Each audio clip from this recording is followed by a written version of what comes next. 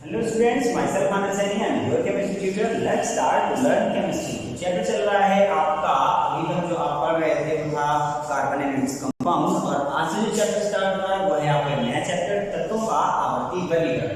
Periodic classification की बात करनी है, तत्वों के बारे में आप जानते हैं तत्व क्या होते हैं, और इससे पहले आपने स्पेसिफिक एक चैप्टर पढ़ा हुआ है धातु अधातु के बारे में भी पढ़ा है, मेटलर्जी वाले कुछ पॉइंट्स भी आपने पढ़े हुए हैं, तो वहां पर डिस्कशन नहीं करेंगे जाकर के व्हाट इज एलिमेंट, और एलिमेंट के बिहाफ पर आपको फिर अलग अलग बताया जाए धातु क्या है अधातु क्या है। आई थिंक अभी तक आप समझ चुके हैं धातुओं के बारे में, अधातुओं के बारे में, तत्वों के बारे में। तो अब आपको ये भी जानने की जरूरत है कि इन तत्वों का वर्गीकरण कैसे किया गया, क्यों किया गया, क्या जरूरत थी, किसने किया, और बोर्ड एग्जाम में कैसे क्वेश्चन पूछे जाते हैं। इस चैप्टर में हमें यही डिस्कशन करना है। चैप्टर है आपका तत्वों का आवर्ती वर्गीकरण। बेटा तत्वों के आवर्ती वर्गीकरण की बात जब भी आती है तो सबसे पहला पॉइंट, वैसे अगर हम लोगों को देखा जाए, अच्छा एक चीज ये चैप्टर आपका लास्ट चैप्टर है, थोड़ा मन लगा कर पढ़िएगा, अच्छा लगेगा आपको चैप्टर में।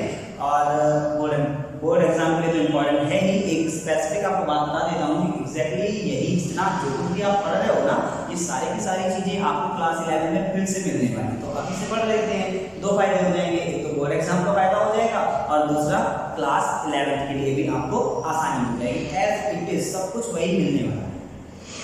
तो चलिए जब हम बात करते हैं तत्वों के आवर्ती वर्गीकरण की, तो भाई जैसे चैप्टर का नाम है, अब वर्गीकरण का मतलब सभी लोग समझते हैं, वर्गीकरण in the sense classification, classify किया गया है, किसी चीजों को रखा गया है, कहीं अरेंज किया गया है एक निश्चित क्रम में। कौन सा क्रम है, किसके बिहाफ पर, किस आधार पर ये वर्गीकरण किया गया, बहुत सारी चीजें भी जाननी है। तो देखो वर्गीकरण के साथ एक बार यूज हो रहा है क्या, आवर्ती। आवर्ती आवर्ती मतलब आवर्त से रिलेटेड। अब ये आवर्ती क्या है, आवर्ती मतलब आप जब यहाँ पर बात करते हैं आवर्ती वर्गीकरण की, तो जनरली यहाँ पर जो आज के टाइम पे हम लोग एक पीरियोडिक टेबल यूज करते हैं, जैसे आप सभी जानते हो, उसमें आवर्त है और ग्रुप है। लेकिन यहाँ पर जो मतलब था आवर्ती का, एक्चुअली वो आवर्ती वर्ड बेटा आया है आवर्तिता से, और आवर्तिता, हाँ, तो आवर्ती वर्गीकरण से पहले हमें ये जानना है कि आवर्तिता क्या होती है। तो आवर्तिता का मतलब है, अब जैसे आप जब पीरियोडिक टेबल देखते हैं तो पीरियोडिक टेबल की जब बात आती है, अभी आपको क्वेश्चन पे आता है, आप देखते हैं आपसे क्वेश्चन पूछा जाएगा कि भाई मेंडलीव की जो आवर्त सारणी आई है उसका आधार क्या है, मूल आवर्त सारणी का आधार क्या है, आधुनिक आवर्त सारणी का आधार क्या है। तो ये सब चीजें जब आधार आती है तो आधार के लिए बताया जाएगा आपको, एक आवर्त सारणी जो मूल आवर्त सारणी है उसका आधार है परमाणु भार, तत्वों का परमाणु भार, और जो आधुनिक आवर्त सारणी है उसका आधार है परमाणु क्रमांक, तत्वों का परमाणु क्रमांक। तो चलिए दो आपका ऑब्जेक्टिव क्वेश्चन यहीं पर तैयार होगा कि मेंडलीव की जो मूल आवर्त सारणी है उसका आधार किसे माना गया है, तत्वों के परमाणु भार को, और जो आधुनिक आवर्त सारणी है उसे किसे माना गया है, उसमें आधार माना गया किसको, तत्वों के परमाणु क्रमांक को। ठीक है, तो भाई अभी हम लोग अभी बात कर रहे थे आवर्ती वर्गीकरण की, और आवर्ती वर्गीकरण में आपकी बात पता चली कि आवर्ती इन द सेंस आवर्तिता से ये बढ़ रहा है ना, आवर्तिता। आवर्तिता क्या होती है, तो आवर्तिता की जब आपको बात करनी होती है तो आवर्तिता के लिए ये बताया जाता है कि एक निश्चित समयांतराल के बाद, एक निश्चित समयांतराल के बाद जो समान गुण वाले तत्व हैं वो फिर से रिपीट होने लगते हैं। अभी हम इसी सेंटेंस को एग्जांपल के थ्रू समझेंगे और भी बहुत सारी चीजें समझेंगे, लेकिन उससे पहले हमें जानने की जरूरत है कि सबसे पहले वर्गीकरण किसने किया। भाई ये जो वर्गीकरण की बात आ रही है, ये वर्गीकरण तो आवर्ती वर्गीकरण की अगर आप बात करते हो तो मेंडलीव के थ्रू है, लेकिन उससे पहले तत्वों का वर्गीकरण किसने किया, ये आवर्ती वर्गीकरण नहीं, तत्वों का वर्गीकरण किसने किया, सबसे पहले ये जानना जरूरी है। और फिर आपको सिलेबस के अकॉर्डिंग तत्वों का आवर्ती वर्गीकरण, आवर्ती कहां से आया, आवर्तिता से आया, ये बात मैंने आपको पॉइंट आउट किया हुआ है। बट इतना इतनी बात आप समझिएगा, मैंने आपको दो ऑब्जेक्टिव क्वेश्चन के लिए बता दिया है कि मूल आवर्त सारणी का आधार तत्वों का परमाणु, आधुनिक आवर्त सारणी का आधार तत्वों का परमाणु क्रमांक। आवर्ती कहां से आया है, वर्ग और आवर्त नहीं, कहां से आया है, आवर्तिता। बट इतना चलिए फिर बात करते हैं तो सबसे पहले किसकी, तत्वों का आवर्ती वर्गीकरण नहीं, तत्वों का वर्गीकरण। तत्वों का वर्गीकरण किसने किया, सबसे पहले हम ये जानने की जरूरत होगी कि जब यहाँ से इस तरीके से बात स्टार्ट होती है तो आपको ये बताया गया कि तत्वों को जो वर्गीकरण किया गया ना बेटा, सबसे पहले बर्जीलियस ने किया। किसने किया, सबसे पहले तत्वों का वर्गीकरण किया बर्जीलियस ने, साइंटिस्ट हैं बर्जीलियस। अगर आपको बायोलॉजी समझ में आना ना तो लिख कर दिखा दे रहा हूँ। तो सबसे पहले जो वर्गीकरण किया है वो किसने किया है, बर्जीलियस ने किया हुआ है, और उनके बिहाफ पर उन्होंने ये जो वर्गीकरण किया गया था केवल दो चीजों को लेकर के किया हुआ था, एक उन्होंने बोला धातु और उन्होंने दूसरा बोला था अधातु। अच्छा, दैट टाइम पर इतने एलिमेंट्स भी तो नहीं ज्ञात थे, जितने एलिमेंट्स ज्ञात थे उसी के बिहार पर उन्होंने तत्वों को अलग अलग बांट दिया कि धातु अलग अधातु अलग। लेकिन सबसे पहले बताया आपको माइंड में कौन सा पॉइंट आना चाहिए, माइंड में ये पॉइंट आता है कि भाई वर्गीकरण की जरूरत क्या होती है, नहीं क्यों वर्गीकरण पढ़ रहे हैं हम, एग्जाम में पूछा जाएगा इसलिए भाई, अगर केवल एग्जाम में ही पूछा जाएगा वही आपको पढ़ना है तो कुछ एक सिलेक्टेड क्वेश्चंस होते हैं, सिलेक्टेड टॉपिक्स आते हैं, केवल उतना पढ़ लीजिए उतना रख लीजिए काम हो जाएगा। लेकिन नहीं, आपको जानना है समझना, आपको साइंस पढ़ रहे हो ना, उसकी जरूरत क्या है और जरूरत के हिसाब से साइंस का हम यूज करते हैं। ठीक है, तो चलिए वहां से स्टार्ट कर रहे हैं कि सबसे पहले आपको क्वेश्चन आपके माइंड में ये आना चाहिए कि भैया वर्गीकरण क्यों किया, क्या जरूरत है वर्गीकरण की। तो वर्गीकरण का बेटा बड़ा लॉजिकल अगर आपको पॉइंट बताऊं, सबसे सही बात जो थी वो ये थी कि देखो सबसे पहले जो वर्गीकरण किया गया था दैट टाइम पर तो कमी थी, लेकिन जैसे आज के परिप्रेक्ष्य में देखिएगा आप समझिएगा अभी की तक जो एलिमेंट्स ज्ञात हैं, कितने एलिमेंट ज्ञात हैं आपको पता है, नॉन एलिमेंट कितने हैं 118, कितने तत्व हैं 118, ठीक है ना। अच्छा 118 वाला जो तत्व है आपका, 117 वाला जो तत्व है उनमें से टोटल एलिमेंट्स नोन कितने हैं 118, लेकिन जो एलिमेंट नंबर 117 है ना 117 वाला वो तत्व नहीं ज्ञात है, लेकिन उसकी प्रॉपर्टी पता है, प्रॉपर्टी पता है कि ऐसा ऐसा एलिमेंट होगा और उसको नाम भी IUPAC के थ्रू दे दिया गया है कि ऐसे उसका नाम होगा, उसकी ये प्रॉपर्टी होगी। तो इन फ्यूचर वो भी मिल जाएगा, रिसर्च वगैरह तो चलती रहती है, तो वो एलिमेंट तो मिल ही जाना है। तो टोटल नॉन एलिमेंट्स कितने हैं 118, लेकिन 117 वाला ज्ञात नहीं, लेकिन उसको ज्ञात में इसलिए हम लोग रखते हैं क्योंकि उसकी प्रॉपर्टी पता है, IUPAC के थ्रू उसका नेम भी कर दिया गया है। तो टोटल नॉन एलिमेंट्स की बात करें तो नॉन एलिमेंट्स कितने हैं बेटा 118। हम लोग बात कर रहे हैं कि वर्गीकरण क्यों किया, तो टोटल नॉन एलिमेंट्स कितने हैं 118। अब आप समझिएगा जो भी एलिमेंट होता है उस एलिमेंट की खुद की एक पर्टिकुलर इंडिविजुअल प्रॉपर्टी होती है, कार्बन की प्रॉपर्टी अलग है, हाइड्रोजन की अलग है, ऑक्सीजन अलग है, सब अलग अलग होते हैं ना। एग्जैक्टली वो वाली बात कही जा रही है कि जितने एलिमेंट्स हैं उन सबकी प्रॉपर्टी अलग अलग है। अब सबकी प्रॉपर्टी अलग अलग है तो उन सभी की प्रॉपर्टी अलग अलग है, उन सभी को आपको याद रखना है।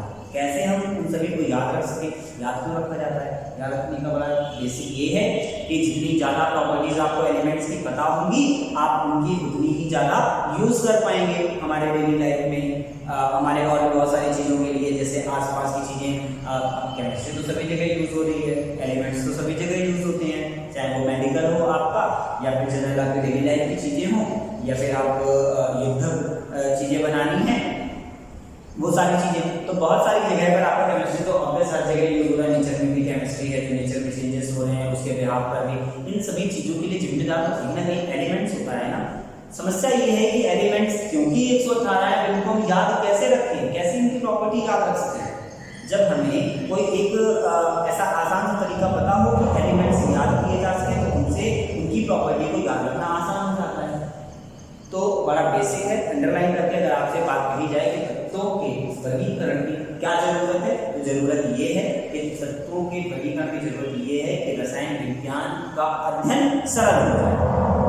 क्या पॉइंट है, रसायन विज्ञान का अध्ययन सरल हो जाए। बेटा अगर अध्ययन सरल हो जाएगा तो ज्यादा से ज्यादा यूज कर पाएंगे हम केमिस्ट्री, है ना, हमारे लिए, हमारे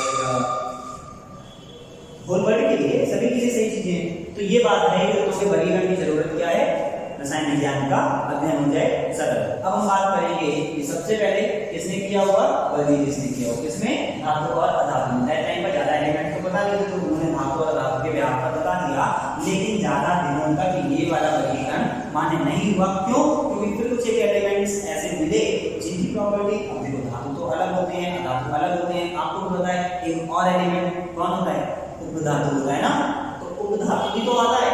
अब उनको कुछ एलिमेंट्स ऐसे मिल गए, दूसरे वैज्ञानिकों ने डिपेंड किया कि नहीं भाई कुछ एलिमेंट्स ऐसे हैं जिनमें कि हमें सिलिकॉन है, अब इनकी प्रॉपर्टी ना तो धातु के तरीके है ना तो अधातु के तरीके है, बल्कि रियलिटी ये है कि इनमें धातु की भी प्रॉपर्टी और अधातु की प्रॉपर्टी, फिर क्या कहोगे।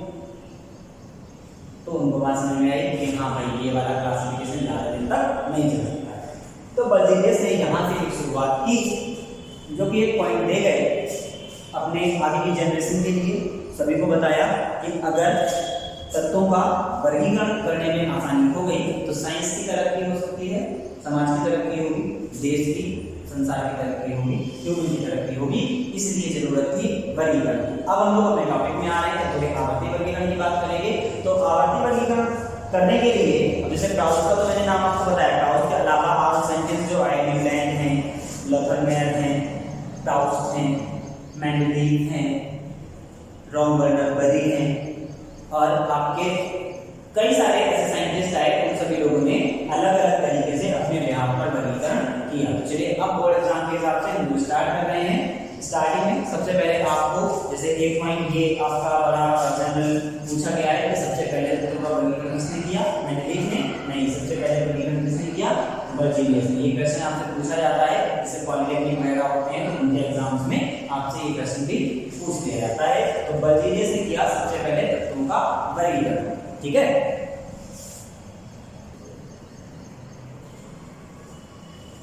ओके, तो बर्जीलियस तो आपने समझ लिया। बर्जीलियस के बाद एक क्राउच की परिकल्पना आई, उसे मैं जनरल आपको बता दे रहा हूँ, बाकी आपको याद नहीं रखना है। बर्जीलियस का केवल नाम याद रखना है, क्राउच का तो कुछ भी नहीं याद रखना है, इसे समझ लेना, पूछा नहीं जाता। बर्जीलियस पूछ लिया जाता, मैं आपसे क्राउच ने ये कहा था जब एक डाल्टन का परमाणु सिद्धांत आ गया था ना बेटा, तो डाल्टन के सिद्धांत के बाद में ये पॉइंट आया था कि भाई जो हाइड्रोजन है वो सभी जगह हर एक एलिमेंट्स में पाया जा रहा है, जितने भी तत्व हैं उन सबका आधार मान लिया गया था हाइड्रोजन।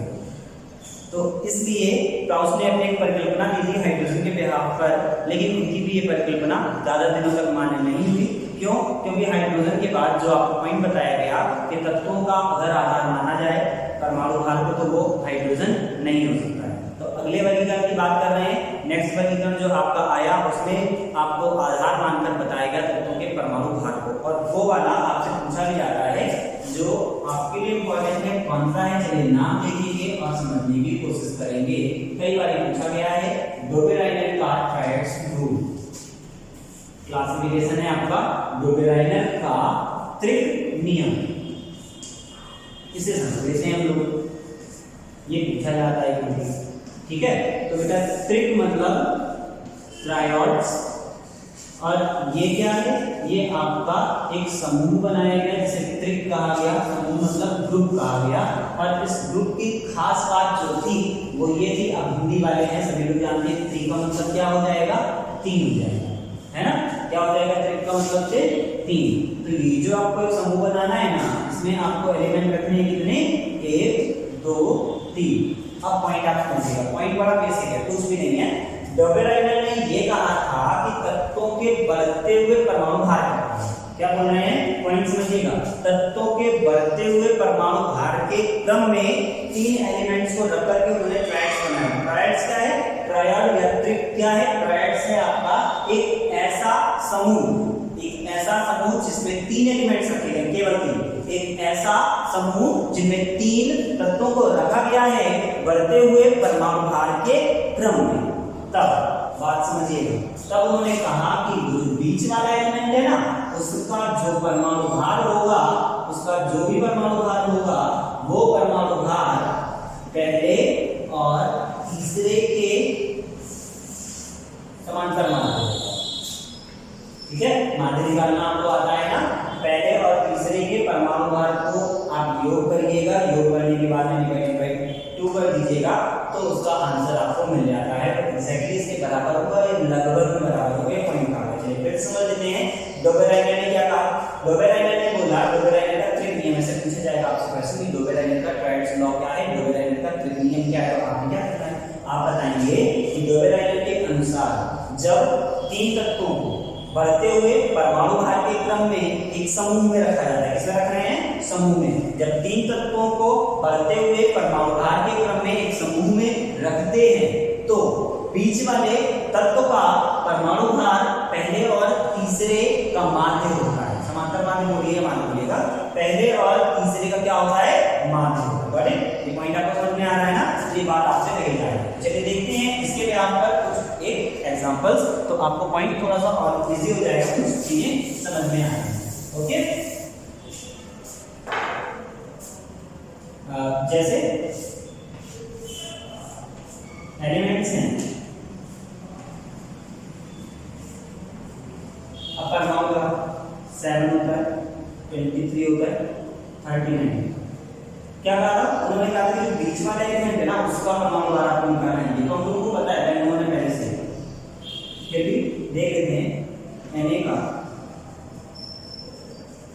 परमाणु भार। सोडियम का परमाणु भार क्या आएगा इनके अकॉर्डिंग, पहले और तीसरा Ni प्लस पोटेशियम, ठीक है, डिवाइडेड बाय 2। तो अब एलिमेंट नहीं रखना है, सीधे हम उनका परमाणु भार रखना है 7 है 13, ओके।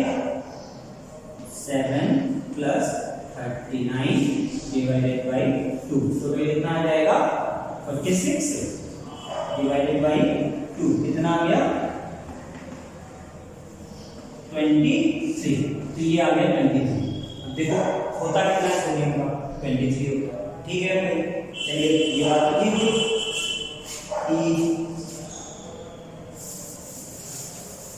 ये तो 23 आपको मिल गया।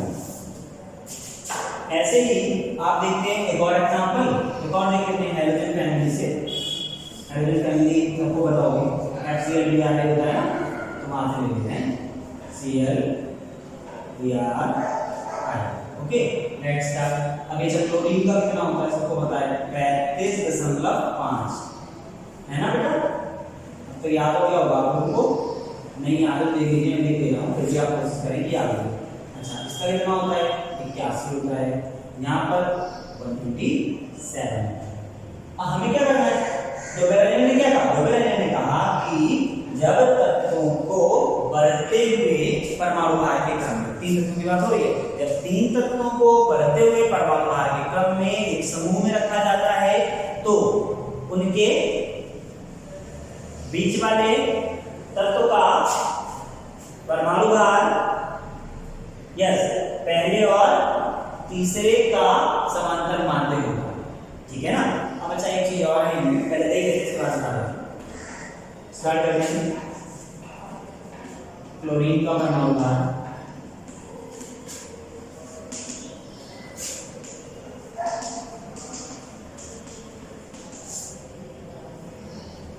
क्लोरीन का परमाणु भार आप देखोगे तो जब इसको ऐड करेंगे तो ये नियर अबाउट समथिंग आएगा कुछ ऐसा ही आपका पॉइंट आता है। तो जब आप इसको देखेंगे तो ब्रोमीन का आपका 81 आया था और यहाँ पर जब आप देख रहे हो कितना आ रहा है 85.2 आ रहा है, नियर अबाउट सिमिलर है, लगभग बराबर नहीं पहुंच गया है। तो ये कोई इशू नहीं है, ऐसे और भी बहुत सारे फ्लूइड्स बनाए गए लेकिन वो फ्लूइड्स फेल हो गए, सबके साथ ये वाला रूल फॉलो नहीं हुआ। भाई जब ये वाला रूल फॉलो नहीं हुआ तो क्या होगा, तो फिर आगे और फ्लूइड्स बनाए जाने चाहिए थे क्या। फिर कौन सा नया नियम आया, कौन से नियम के थ्रू कैसे एलिमेंट्स को याद रखवाना इजी हुआ, वो सारी चीजें हम लोग पढ़ेंगे अपने नेक्स्ट टॉपिक, उनके बारे में जनरल डिस्कशन करेंगे और नोट्स वगैरह आपको प्रोवाइड करते रहेंगे, लगातार मिलता रहेगा, आपको टॉपिक्स बनाते रहिएगा। उसमें आपको आपके मतलब की चीज़ें मिलेंगी, जैसे यहाँ जो वीडियो लेक्चर में आपको चीज़ें मिलती हैं ज़्यादा से ज़्यादा डिस्क्राइब कर दी जाएंगी, लेकिन एग्जाम के लिए आपको जो नोट्स प्रिपेयर करना होगा ना, केवल उतनी चीज़ें लिखें जो आपसे पूछी जाती है। Okay, thank you.